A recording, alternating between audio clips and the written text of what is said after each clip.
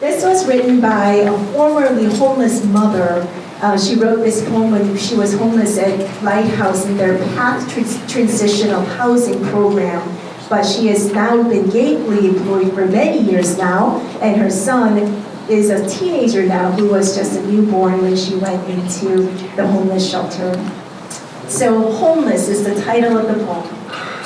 Walking but with nowhere to go, hungry but with no food to show, pain in my feet and ache in my heart. I want to find a home, but I don't know where to start. But worst of all is the feeling no one cares. I keep getting sent away. I roam everywhere. You can't stay here or go get a job. I feel not human, like a walking blob. I have a job, just so you know, but not $500,000 to get into a home. First and last month's rent and security deposit. Meanwhile, I still need food and I really need to sit. I feel the glares of people digging in deep. I want to scream for help, but no one will hear me. Tears always threaten to break past my eyes. But I'm all cried out. The overflow is dry. Ouch, there is another blister to nurse. What did I do to deserve this curse? My friends are also homeless, usually with no fault of their own. Fire or accident, family kicking out of their homes. Sometimes money runs out and they can't make the rent. As soon as they get paid, the money is spent. Minimum wage is a joke to the poor. When bills and debts fill the table and floor, do I pay bills or eat this week? A hard choice to make just to stay off the street. But the landlord needs to eat as well and puts you out in your apartment resells. You pack your things and memories into bags and look at the now empty home you have. You discard the things that are not necessities. They are too big, they're too heavy. You must save your energy.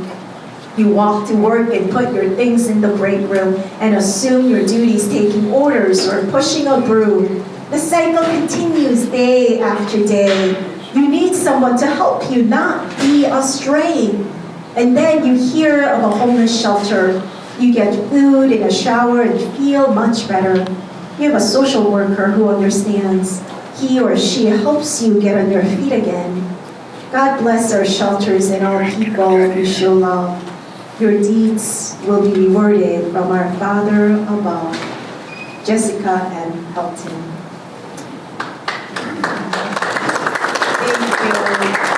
What a moving poem. And before Russ comes up, I do want to remind you that Jesus, our Savior and Lord, while he was on this earth, was homeless.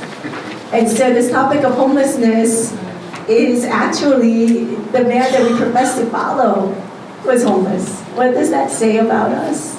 So with that, let me introduce you to Russ. Thank you. Thank you so much. Thank you all. I'll try not to be very long. I know this is Palm Sunday, and it's the first day of Holy Week, and it represents Christ and his purpose on earth as he came to the cross. The interesting thing about Jessica is that her and her son have never been homeless. Her son has never been homeless, but she was homeless prior. And so she's been able to care and work along the way because of friends like you all here at Kirk helping Lighthouse stand in the gap for her. And so these are people.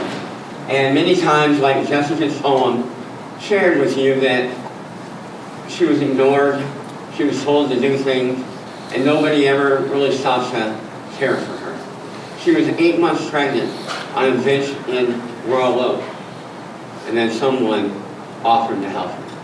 And she entered the former South Oakland shelter, now Lighthouse, and we merged together with Lighthouse of Oakland County, and that's where her new life began. And I'm so proud to know that South Oakland Shelter and Lighthouse came to her aid. But I just want you to know that there are 2,500 children like her son that are similar to her son, because he was never homeless, but that are homeless today. We have a relationship with Oakland Schools, and We know where every one of these children live. It's probably in their car or in a hotel 3 days that week and 4 days in the car, or they're living in a basement somewhere that somebody will let them stay for a few days. And you can only imagine the children during the last 2 years in the pandemic. How did they ever learn? It was very tough.